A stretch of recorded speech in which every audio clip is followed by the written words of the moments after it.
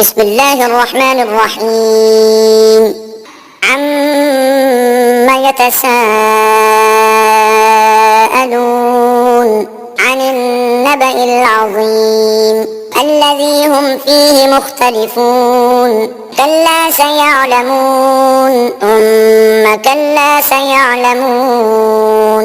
ألم نجعل الأرض مهادا والجبال أوتادا وخلقناكم أزواجا وجعلنا نومكم سباتا وجعلنا الليل لباسا وجعلنا النهار معاشا وبنينا فوقكم سبعا شدادا وجعلنا سراجا وهاجا وأنزلنا من المعصرات ماء ثجاجا لنخرج به حبا ونباتا وجنات ألفافا. إن يوم الفصل كان ميقاتا يوم ينفخ في الصور فتأتون أفواجا وفتحت السماء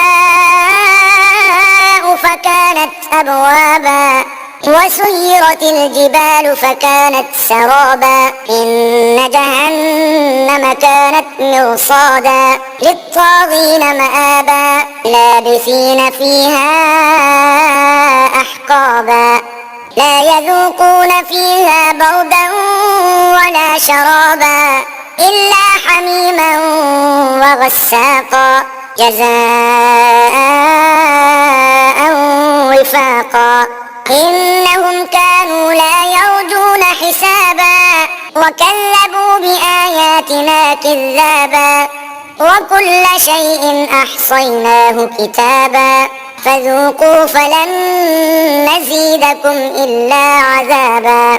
إن للمتقين مفازا حدائق وأعنابا وكواعب أترابا وكأسا دهاقا لا يسمعون فيها لغوا ولا كذابا جزاء من ربك عطاء حسابا. رب السماوات والأرض وما بينهما الرحمن